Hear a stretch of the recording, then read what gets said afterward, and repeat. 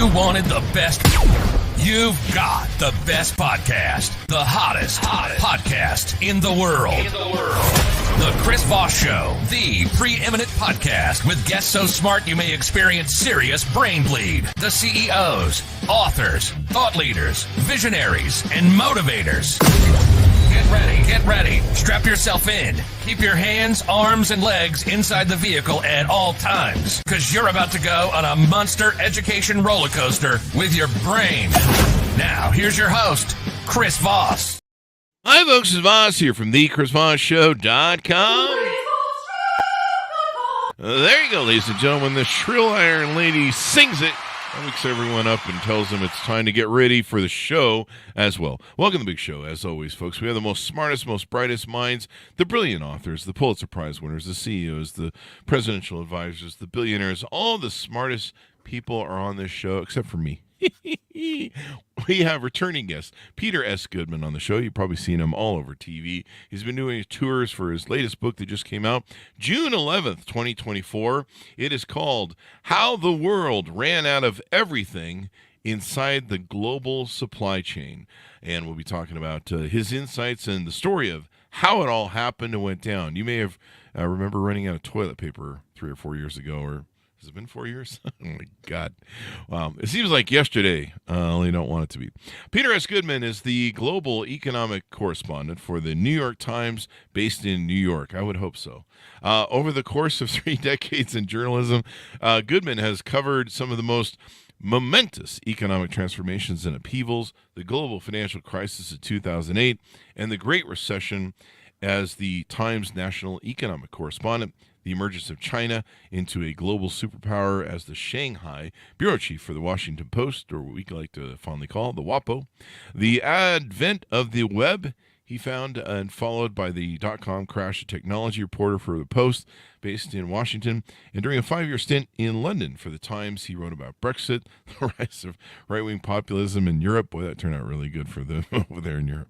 The crisis in Turkey, in Argentina, the endurance of economic apartheid in South Africa. I'm not hanging out with him because he seems to be where all the problems pop up. Peter, are you there after the problems start or before the problems start? Yeah, if you figure out what my next gig is, go short it now. That would be my advice to everyone. Yeah. It seems like you're where all the troubles are. It does seem like I show up right after everything has gone kablooey. This is a familiar spot for me. Yeah. How's your marriage doing? Anyway, I'm just kidding. I don't even know if you're married, but I'm just always gonna, like, if you're walking down the street, I'm just gonna stay 10 feet behind you. I think that's a good policy. So, Peter, give us your .coms. Where can you find you on the internet? The usual places. Twitter, still calling it that. Peter S. Goodman. Facebook, same thing. LinkedIn, Peter S. Goodman, and my website is petersgoodman.com. There you go. So what prompted you to write this new book on how we ran out of everything? Basically, I had no desire to write a book about anything. I had barely begun my last book, Davos Man, How the Billionaires Devoured the World. And it was early 2020, and we were living in London under the first lockdown, and our third child was born. My wife was pretty stoic about the fact that her parents couldn't fly in from New York to help out with the baby. She was okay about the fact that I had to leave the hospital after an hour. But then we got home. We couldn't take him to a pediatrician. That was all shut down. She could accept that. We tried to order diapers. We tried to order hand sanitizer, face masks. We couldn't get any of these things. We couldn't find toilet paper. We tried to order the components, the ingredients to make our own hand sanitizer. We were shut out. And at that point, I watched my wife break down. I mean, it was like at the moment at which we needed it more than any time in our lives, this thing that we don't normally think about at all, the supply chain. I mean, what a wonky term that normally would make people's eyes glaze over. It's sort of like we don't think about the electrical system when we flip on the light switch. It's just there. But when we turn it on, it fails. And for everyone, and we're all in the dark, then we give it a thought. And that's how it was for me with the global supply chain. I started to write a lot of stories about different aspects of that failure, the shipping crisis, when I moved back to the States, rail and trucking, and started to see that I had a book that was essentially the outgrowth of 25 years of reporting starting in China. And to sort of tell it at length, how had this happened? How would we run out of personal protective gear in the middle of a pandemic? How would the United States, the world's wealthiest country, become dependent upon a single country, China, that we not incidentally were having a trade war with for basic things like the ingredients needed to make pharmaceuticals? So that was really the genesis of the book. There you go. And there's some rumors that may have begun in China. So uh, thanks, China. I think they suffered the most from it, though, didn't they? Well, that's a complicated subject. I mean, my book Yeah. doesn't really wrestle with that. Yeah. China actually did very well with very stringent lockdowns, and I don't think any Yeah. of us would want to live through. Oh, yeah. Initially, I mean, China had problems because they botched the vaccination and wouldn't buy the most effective vaccines, and then there was very slow uptake of vaccines. So they got absolutely hammered when they eventually lifted those zero COVID restrictions much later. Mhm. But no, for a while they looked like they were doing better than most countries. Yeah. And I think it seemed like it extended to them longer. They were still having issues long after everybody kind of wrapped their thing, I think. Well, Is that largely because correct? the rest of us built up herd immunity by getting it, and they didn't have as many cases in China. You would think they would have. I guess that's right, since they were doing such hard lockdowns. I remember when people really got sick of the lockdowns and they were like starting to lose some control there, and I'm like, oh, that's going to get weird. So, if you haven't already, give us a 30,000 overview of how did we run out of everything? Essentially, we made ourselves dependent upon these long supply chains spanning oceans, and we pretended that shipping containers would be forever reliable and basically free, as the CEO of Columbia Sportswear once put it to me. So we put ourselves in this position where we had a supply chain that was really governed by investor interests and not resilience. China enters the WTO just as U.S. companies in particular are shifting lots of production to China to take advantage of low costs. And then over the years, we just moved more and more production there without giving much of a thought to backup plans while we embrace something called just-in-time manufacturing or lean Yeah. manufacturing. This idea that we don't have to stash parts and components in warehouses as a hedge against trouble. We'll just rely on container ships and the internet to summon what we need in real time. So every What could time go there was a wrong? shock, yeah, right. Well, every time something does go wrong, because that's how life works, we run out of stuff. And the pandemic really just revealed those vulnerabilities that had been there building for decades and decades. Yeah. I mean, it was the perfect storm, technically, when you really think about it, I suppose. Yeah, it was, but it wasn't the first time. I mean, the first time I ever wrote about a supply chain shock was back in 1999. There was an earthquake in Taiwan.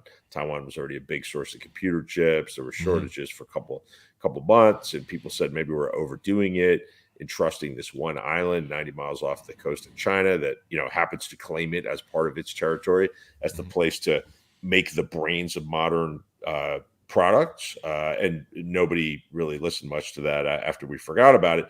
Fukushima nuclear disaster in 2011 in Japan, shortages of electronics and computer chips as well for years after. More voices saying we got to spread this stuff around. We can't just be reliant on single countries. Again, nobody really listened because it was too enticing for publicly traded companies in particular to just go to the lowest cost place, the place where you could make things at greatest scale, and that typically was China. Mm-hmm. There you go. And so we're around back to the book, but let's talk about you for a little bit. How did you grow up? What influenced you? How did you get into being a journalist? You've written a lot of great books Oh, thanks. and discussed a lot of stuff, and we went through a hell of a bio there. I was kind of like, is there anything this guy hasn't been on top of when it comes to crises? Tell us about your journey. What made you motivated to become a journalist and stuff? Yeah, sure. I grew up in New York, went west for college, went to Reed College in Portland, Oregon. Was kind of an activist there, and Mm-hmm. pretty quickly figured out that life seemed a little more complicated than it did to my activist friends. Not many problems can be divided neatly into binaries. These people are good, those people are evil. Decided it would be more interesting to chronicle and dig analytically into stuff. And I'm a storyteller by nature. I'd always been interested in journalism as a kid. So after college, I did something that I thought would just be fun and interesting. It wasn't sort of like, this will be my career. I went off to Southeast Asia First went to Japan, actually. Got a job writing features for an English language paper called the Japan Times. Then moved to Southeast Asia, spent some time in the Philippines, lived for a couple of years in Indonesia, was freelancing for a bunch of papers around the world, mostly in the US and the UK and in Hong Kong. And then came back to the States because I realized that being a freelancer in Southeast Asia meant that I'd spend much of my life just, sending invoices to the Australian for $35 in filing charges. I'd be sitting in the only international phone office in Phnom Penh, Cambodia, spending literally $17 a minute. This is in the time of the U.S. embargo, to file stories by fax, to the Atlanta Journal-Constitution. So I'd fax my story, and then I'd wait, and I'd call them in an hour. Did you get my story? No, we didn't. Could you try that again? And I'd, want to basically jump off a bridge. Meanwhile, the Washington Post, New York Times, the LA Times people, they were out having some wonderful dinner somewhere, sleeping in a comfortable. That seemed like a better deal than I had. Wow. So I went back to the States and worked for a time up in Alaska at the Anchorage Daily News, which was a huge amount of fun. Covered a then unknown member of the Wasilla City Council by the name of Sarah Palin. I knew that was coming. Yeah. And then was fortunate enough to get hired at the Washington Post. Spent 10 wonderful years at the Washington Post. They sent me to China, went to the New York Times, and here we are. There you go. The WAPO and the New York Post. Washington Post. Washington Post. No New York Post for me. Thank you very much. There you go. Yeah. Wait, did I say the Washington Post?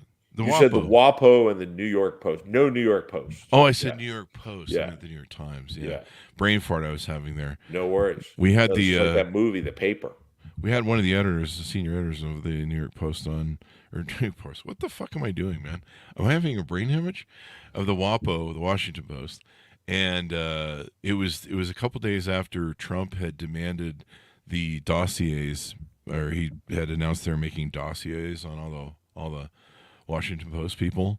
And so when I had them on, I'd made up a fake binder of of their binder. And I said, we got this from the White House today because, Trump has your dossiers they're making. They're like, oh, really? And I go, yeah, we got your binder here. And I opened up and it said, WAPO, bad covfefe. And we all had a good laugh over it. It was great. It was a great prop. So back to the book. I actually want to get a question here on the Davos book because we had you on in 2022, I believe. Sure. For Davos, man, how the billionaires devoured the world. So I guess you got that solved, right? It hasn't gotten worse where the billionaires have just devoured more. How's that working out? It doesn't seem like the billionaires are suffering. Yeah, if you're staying up nights worrying about the fate of the billionaires, I think you can safely sleep peacefully. I mean, that Elon seems to be struggling. He needs more money. He's kind of become like a god. He's always broke. He's bad with money or something. I don't know. Yeah, I don't know which god he would be. If you're thinking Greek gods, they may have to mount a rescue. I don't know. The one was SDE. Let's see. So back to your book, the newest one, and actually it was kind of funny how the billionaires, how they strode through COVID. Did you cover any of that in your book? All their escaping to yachts and stuff. The billionaire class is not front and center in my book the way it is in Davos Man. Mm-hmm. This book, How the World Ran Out of Everything. But the two books are definitely related. I mean, Davos Man tells the story of how essentially we have allowed billionaires to perpetuate this myth that not only are they the source of a lot of innovation, and I think they take credit for that, but that they're the good guys, and we don't have to regulate them, we don't have to tax them. If we just get out of the way, we streamline government, we can allow them to solve all of our problems, big and small, climate change, gender, racial injustice. This will all just magically go away if we let the billionaires be the good people they are. And this is kind of elaborate prophylactic against change and people exercising democracy. So in How the World Ran Out of Everything, I'm looking specifically at how supply chains have been affected very directly by unregulated pursuit of shareholder interest. So, I'll give you just an example that comes to mind. Rail, American Rail. The story of railroads in the United States is basically the story of first the robber barons and now publicly traded companies pursuing monopoly power and catering to their investors well beyond the interests of their customers. So in the middle of the pandemic, when rail is kind of buckling under enormous demand, there are all these factory goods coming in from Asia because we're cooped up in our homes. Oh, and by the way, people running publicly traded companies, they really got it wrong. They really blew it in terms of their forecast of what would happen. They slashed orders for all sorts of things, thinking that it's an economic downturn. We're going to be out of work. We're not going to offices. We're not going to need as much stuff. Well, of course, we're not going to offices, but now our bedrooms are offices. So we need desk chairs in our bedrooms. Our kids are not going to school. Now we have to cook 27 meals a day for them. We have to entertain them. We're adding trampolines to our backyard. We're lucky enough to have those barbecues. We're not going to the gym. So we're buying Pelotons, sticking them in our basements. And the whole supply chain kind of buckles in the face of this surge of factory goods coming in, mostly from Asia. And in the middle of this, rail is especially hard hit. And I talked to an engineer in Idaho who tells me that he's horrified to discover that he is pulling rail cars to the wrong places. Oh, wow. And this is not by accident. This is not incompetence. This isn't that they're overwhelmed. This is that the railroads are so intently focused on giving Wall Street what it wants. And Wall Street will buy shares in railroad stocks if they lower dwell time. That's the amount of time cargo sits in any one place. So there's some guy running the rail yard in Nebraska who decides wherever the next train's going, I'm attaching as many trains as I possibly can. I'm getting the cargo out of here on that next train, wherever it's going, so I can lower dwell time. Never mind that, some of this stuff, auto parts, for example, supposed to be going to California. Well, now they're going to Oregon because that's the next train. And somebody, of course, is waiting for their car to get repaired. Right. So that's the bridge between these two books. Like the billionaire class has given us these highly engineered solutions to their own problems, which essentially amounts to anything that makes share prices go up. And in the supply chain context, that helps us understand why somebody in California can't get their car repaired, why some factory in Delaware that makes paint can't get the chemical they need. They might have 299 of the 300 chemicals they need, but one chemical stuck on some rail car, so they can't make paint. So the family that's trying to, renovate their kitchen, they can't find the shade of paint they want, and so on. By the way, much more important things like medical devices. Oh, yeah. Of course, protective gear. This is how we run out of all this stuff. Yeah. The protective gear things where you had, certain states were just making deals on the side and flying things in, and the Trump administration just like, hey, it's a free-for-all, just go for it. And the prices they were paying because, there wasn't a federal buying system to regulate prices. I mean, it was really fucking crazy there with the mass situation. But I mean, the real question there is, how did we become dependent on one country that's on the other side of the ocean, that's linked by container ship, and that again, it's not a minor consideration. We're having a trade war with for basic protective gear in the middle of a pandemic. I mean, the answer to the how question is in Davos, man. The most direct consequences and where we're supposed to go from here is in this new book. There you go. And you called it a prophylactic for success. So prophylactic against change. So not only do you get a book, people, you get birth control. So there you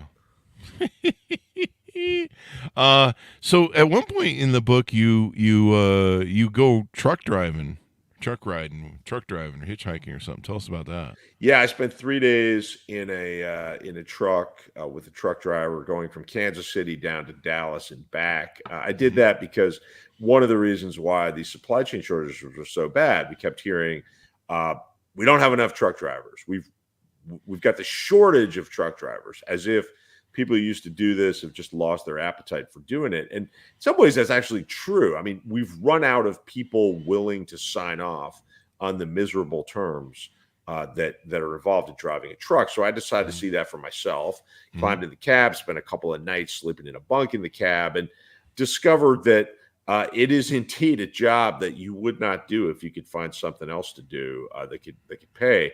And it used to pay really It used to well. pay really well. It's always been a good Yeah. job. I mean, it's always been a Yeah. tough job. You're away Yeah. from your family. You're on the road. You're eating crappy food. It's hard to get exercise.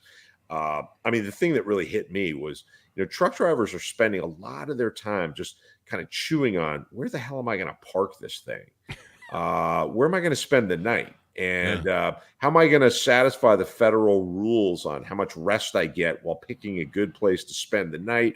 And how do I caffeinate enough that I don't fall asleep at the wheel, but not so much that I've constantly got to pull over to use the restroom? I mean, this is what these guys are thinking about. And I'll tell you, I will never drive past a tractor trailer on the highway again without giving a thought to the person in the cab. Yeah, it's a hard business. In fact, we just had Frank Figluzzi on for his book about all the truckers they're hunting for. There's 500 truckers I think they're looking for, or something, about all these trucker killers. And so that made me thinking about trucking too, where I'm not stopping at any rest stops anytime soon.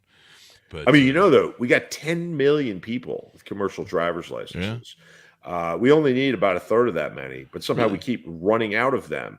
I mean, what's really going on is the trucking industry has got their hands in our pockets. I mean, they're trying to get the federal government to continue, and states in some cases, to keep subsidizing the training programs for new recruits so that they can widen the pool, so they can keep finding people to sign off on low pay, very little control over your hours. I mean, the irony is, like, we live in this just-in-time world where a millisecond is crucial in terms of getting things to assembly lines just in time, products to shelves just in time.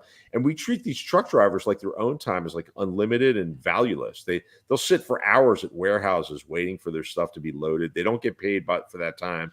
They get paid for the miles they drive. And that's really a major reason why we've had these shortages, is that we put ourselves in the hands of these people who are just exploited. And the minute there's a shock and there's something else to do, they go find something else to do. Wasn't there issues with wages and different things at the yards that pull the containers off the ships and stuff? Wasn't there issues there too? You mean the warehouses, or you mean the dock workers? The dock stockyards that they have the big cranes that pull the boxes off the ship, and I think I'd heard that they had fallen back expecting a supply dip. And turns out the dock workers are some of the only people in the whole supply chain who actually are pretty well paid. And that's because they've got a militant bunch of unions. And you know what? Good for them. It's an incredibly dangerous job. People get crushed. I mean, I spent time with the guy who runs one of the unions in down in Long Beach, California. The twin ports of LA and Long Beach that's the gateway for 40% of all the products that are imported to the United States that arrive by container. And he said, I've spent a lot of my life going to knock on doors of my union brother's house to explain to somebody's spouse and their kids that they're not coming home tonight because a container falls. And it's an incredibly dangerous job. And so over time, these guys have managed to use the fact that they're a major choke point for international trade in their favor. And a lot of people criticize them for it. I mean, retailers talk about them like they're, the trolls under the bridge. Truck drivers will speak very disparagingly about the dock workers. But I don't know. In writing the book, I sort of came around to sort of pointing at the one tree that didn't get burned up in the forest fire and saying, what the hell are you doing standing there still? It's like, these guys have actually managed to protect themselves against the forces that have downgraded so many jobs and turned so many previously middle-class people into working poor people, or just flat out poor people with no jobs at all. And more than a sign of somehow gluttonous dock workers menacing the supply chain, they're really a sign of how if the rest of the supply chain paid better, it would be more reliable. I mean, I tell the story of Henry Ford in the book, who's a problematic character for all sorts of reasons, but he knew a thing or two about supply chains, and he famously doubled wages for his assembly line workers back in 1914.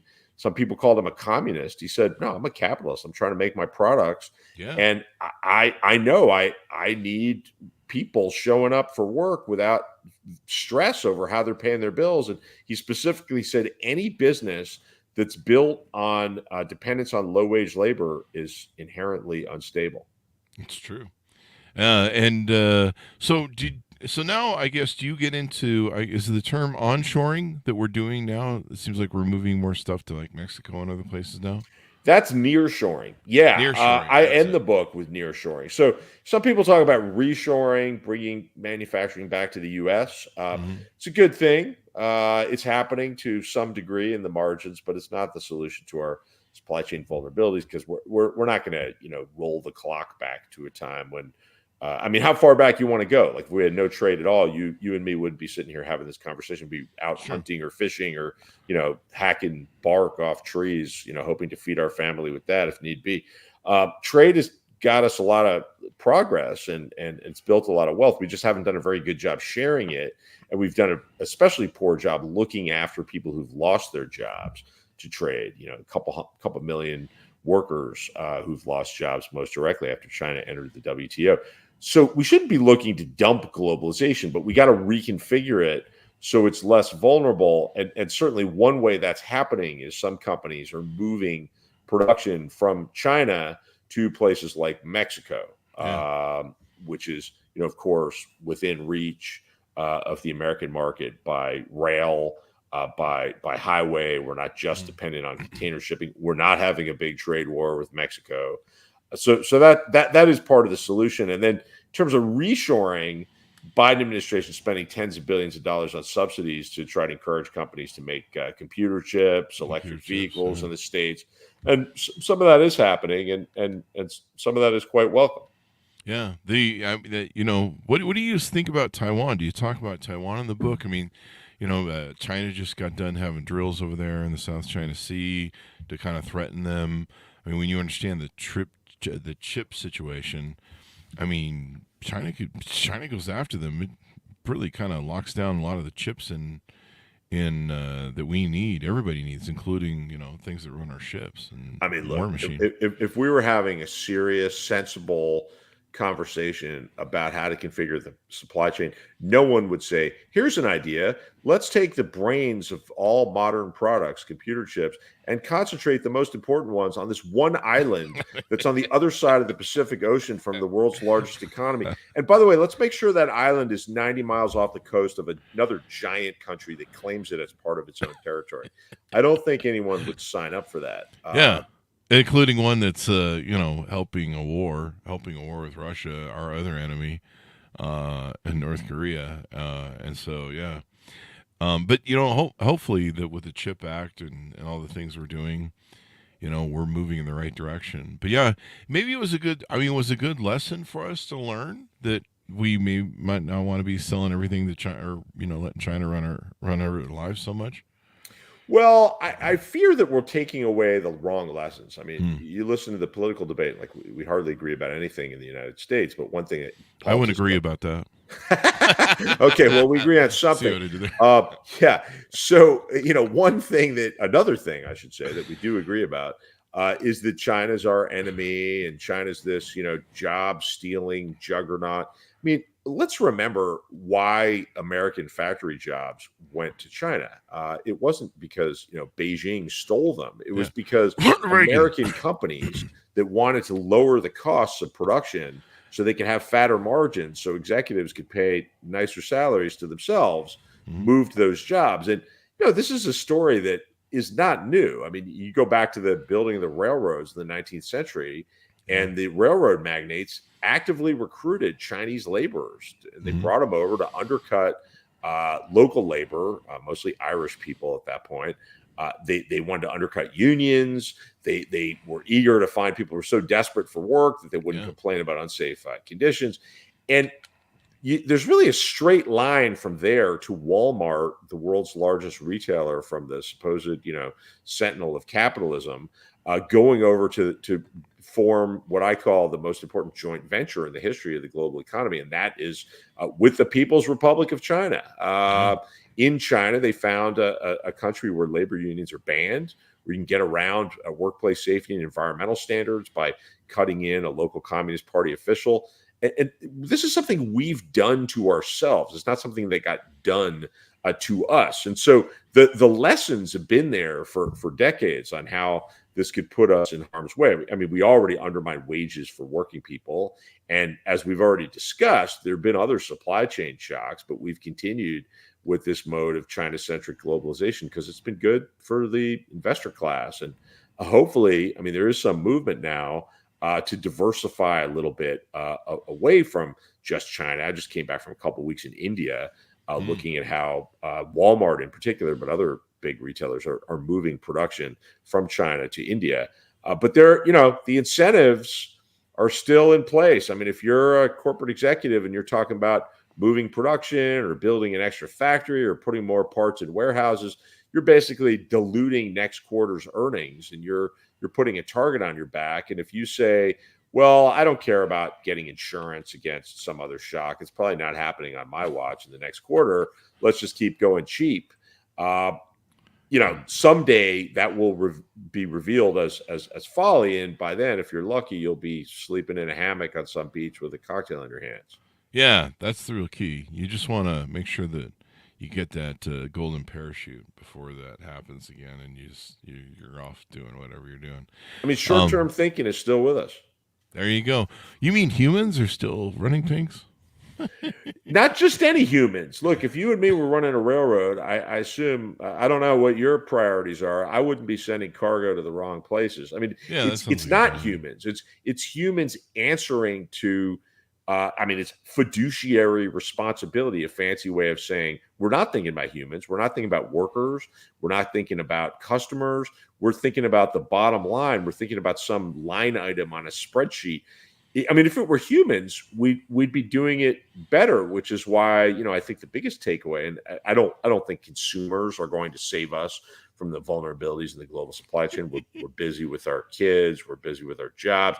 But I think we can relate as consumers to it's a good idea to try to give your business to people in your community who actually do care about humans. I mean, CV, if you got a drug prescription to fill, CVS is not headquartered in your town, and they can't afford to be particularly generous to workers because their competitors aren't. Mm-hmm. Whereas your local pharmacist probably knows their workers and goes to the birthday parties of some of those workers and knows their kids and actually has a human interest in making things better, which, by the way, makes them more reliable. Yeah, my local pharmacist knows me. He gets all my good stuff. The one in the corner. Okay. That's what we're talking about, right? Anyway.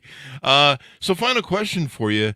I don't know if you talk about this in the book. Is AI going to be able to save us from ourselves, or for the global supply chain, utilizing AI? AI is useful for the global supply chain because, one of the problems with the global supply chain is we call it that, and it implies that a bunch of wizards went up on a mountaintop and really thought deeply about how to design the supply chain so it would work best. And, that's not what happened at all. It's a bunch of overlapping systems, transportation systems, manufacturing systems that sometimes conflict, sometimes don't know anything about what the other one's doing. There's a lot of deregulation in there. Yeah, it's a lot of duct tape. It's jury-rigged. It's rickety in places. And so could AI help? Well, sure. AI could figure out where inefficiencies are. And automation and technology, these are, we're human beings. We're going to dream up ways to make things work better.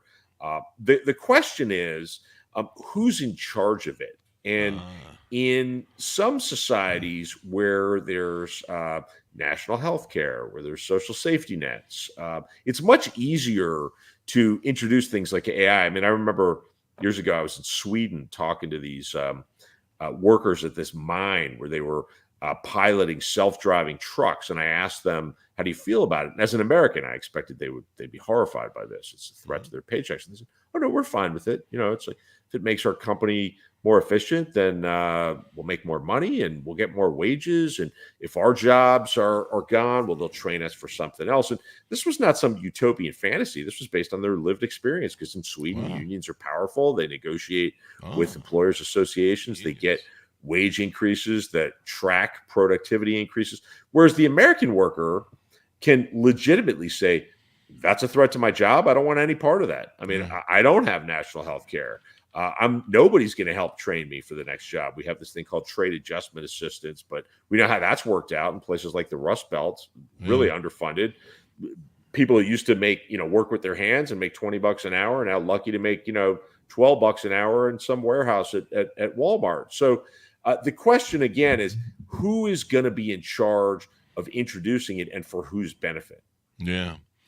My understanding is Ronald Reagan was the one who got all the companies to go to China, and and it was part of his union breaking policy. The first thing he did was break the unions of the flight air traffic control. Yeah, actually, a lot of the deregulation begins earlier under Carter, and a lot of the monopoly power that I write about in the book, continues from Reagan on forward through every administration. I mean, I think Clinton has a lot to do with how factory production goes to China. I mean, Clinton wanted to cut the WTO deal, flips from criticizing his predecessor, George H.W. Bush, for coddling the butchers of Beijing. And then Clinton actually goes to Beijing. And I tell the story in the book, is, at this banquet at the Great Hall, the people literally across the street from Tiananmen Square. And he's, mugging for the camera, salutes Jiang Zemin, the president of China, congratulates him for progress, is now lobbying to get China into the World Trade Organization because retailers really like it. And he even, in a great flourish, picks up the baton as the People's Liberation Orchestra band is playing for his pleasure that night, and conducts them. The PLA, the institution that opened fire on the protesters in Tiananmen Square. And here's Bill Clinton conducting the band. Boys, speaking as an author, metaphors don't get better than that one. Yeah. Did he hit on any chicks while he was there? Anyway, that's a Lewinsky joke. And then of course NAFTA, right, with Clinton. NAFTA. Clinton was the one who ultimately cut the deal. Yeah, that's right. Yeah, there you go. Well, this has been wonderful, Peter. Give us your final thoughts. Pitch out for people to order up your book and .com, where people can find you on the interwebs. Yeah, you can find me again at petersgoodman.com. On Twitter at Peter S. Goodman, LinkedIn, Peter S. Goodman, and you can find my book anywhere. It's called How the World Ran Out of Everything Inside the Global Supply Chain. Audible's got it. Amazon's got it. Your local bookstore, I hope, has it. And if they don't, tell them to get it. iTunes, wherever you like. Kindle. There you go. And hopefully they always keep it in stock, because it would be ironic to run out of this book. That's right. Actually, it had a long lead time. Because we were worried about supply chain problems. That's true. I published my book in 2021, and there was people coming on the show back then, and I would have a copy of their book, and they'd be like, it might have happened when you came on, and I would have a copy of their book, and I'm like, hey, I got your book here, and they're like, really, what does it look like? I haven't seen it yet, because the supply chain has got to... Right. Well, order it extra and early, people. The holiday season's closer than you think. There you go. Give it away to all your friends, neighbors, relatives, and it comes with a prophylactic, too, as well. So, Peter, thank you for coming on the show. We really appreciate it. Thanks so much, Chris. It's always fun. Thank you. Order up, folks, wherever the fine books are sold. June 11th, 2024, it came out. How the World Ran Out of Everything Inside the Global Supply Chain. I'm still scarred from running out of toilet paper. Sure. Thanks a bunch for tuning in. Go to goodreads.com/Chris Voss, LinkedIn.com/Chris Voss, YouTube.com/Chris Voss. You want to buy me a coffee? Go to buymeacoffee.com/Chris Voss. Be good to each other. Stay safe. We'll see you next time.